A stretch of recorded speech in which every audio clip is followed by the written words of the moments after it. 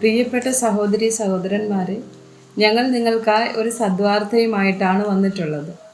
2025 ജനുവരി 1 മുതൽ 365 തലക്കെട്ടുകൾ ഉൾപ്പെടുത്തിക്കൊണ്ടുള്ള വർഷം മുഴുവൻ പ്രാർത്ഥിച്ച് ധ്യാനിക്കാനുള്ള വചനങ്ങൾ ഞങ്ങൾ പങ്കുവയ്ക്കുന്നു.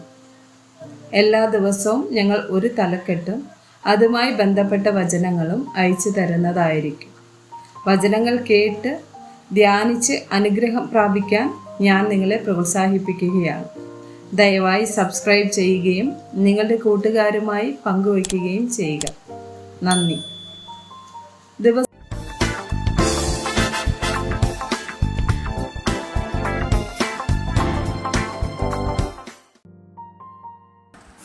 ദിവസം 73 ഭീരുത്വം. പുറപ്പാട് 32:22 മുതൽ 24 വരെയുള്ള വചനങ്ങൾ. അതിന് അഹ്റോൻ പറഞ്ഞത്, യജമാനന്റെ കോപം ജ്വലിക്കരുത്. ഈ ജനം ദോഷത്തിലേക്ക് ചാഞ്ഞിരിക്കുന്നതെന്ന് നീ അറിയുന്നുവല്ലോ. ഞങ്ങൾക്ക് മുമ്പായി നടക്കേണ്ടതിന് ഒരു ദൈവത്തെ ഉണ്ടാക്കി തരേണം. ഞങ്ങളെ മിസ്രയീം ദേശത്ത് നിന്ന് കൊണ്ടുവന്ന പുരുഷനായ ഈ മോശയ്ക്ക് എന്ത് ഭവിച്ചു എന്ന് ഞങ്ങൾ അറിയുന്നില്ലല്ലോ എന്ന് അവർ എന്നോട് പറഞ്ഞു. ഞാൻ അവരോട്, പൊന്നുള്ളവർ അത് പറിച്ചെടുക്കട്ടെ എന്ന് പറഞ്ഞു. അവരത് എൻ്റെ പക്കൽ തന്നു. ഞാനത് തീയിലിട്ടു. ഈ കാളക്കുട്ടി പുറത്തു വന്നു. സംഖ്യാപുസ്തകം 13:31 മുതൽ 33 വരെയുള്ള വചനങ്ങൾ. എങ്കിലും അവനോടുകൂടെ പോയിരുന്ന പുരുഷന്മാർ, ആ ജനത്തിൻ്റെ നേരെ ചെല്ലുവാൻ നമുക്ക് കഴിയുകയില്ല, അവർ നമ്മിലും ബലവാന്മാരാകുന്നു എന്ന് പറഞ്ഞു. തങ്ങൾ ഒറ്റുനോക്കിയ ദേശത്തെക്കുറിച്ച് അവർ ഇസ്രായേൽ മക്കളോട് ദുർവർത്തമാനമായി പറഞ്ഞതെന്തെന്നാൽ, ഞങ്ങൾ സഞ്ചരിച്ച് ഒറ്റുനോക്കിയ ദേശം നിവാസികളെ തിന്നുകളയുന്ന ദേശമാകുന്നു. ഞങ്ങൾ അവിടെ കണ്ട ജനമൊക്കെയും അതികായന്മാർ. അവിടെ ഞങ്ങൾ മല്ലന്മാരുടെ സന്തതികളായ അനാക്യ മല്ലന്മാരെയും കണ്ടു. ഞങ്ങൾക്ക് തന്നെ ഞങ്ങൾ വെട്ടുക്കിളികളെ പോലെ തോന്നി. അവരുടെ കാഴ്ചയ്ക്കും ഞങ്ങൾ അങ്ങനെ തന്നെ ആയിരുന്നു. ന്യായാധിപന്മാർ 7:3. ആകയാൽ നീ ചെന്ന് ആർക്കെങ്കിലും ഭയവും ഭീരുതയും ഉണ്ടെങ്കിൽ അവൻ ഗിലെയാദ് പർവ്വതത്തിൽ നിന്ന് മടങ്ങിപ്പോയിക്കൊള്ളട്ടെ എന്ന് ജനത്തിൽ പ്രസിദ്ധപ്പെടുത്തുക എന്ന് കൽപ്പിച്ചു. എന്നാറെ ജനത്തിൽ 20,000 പേർ മടങ്ങിപ്പോയി, 10,000 പേർ ശേഷിച്ചു. 1 ശമൂവേൽ 17:24.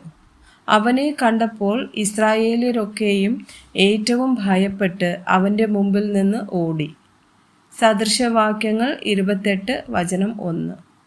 ആരും ഓടിക്കാതെ ദുഷ്ടന്മാർ ഓടിപ്പോകുന്നു, നീതിമാന്മാരോ ബാലസിംഹം പോലെ നിർഭയമായിരിക്കുന്നു.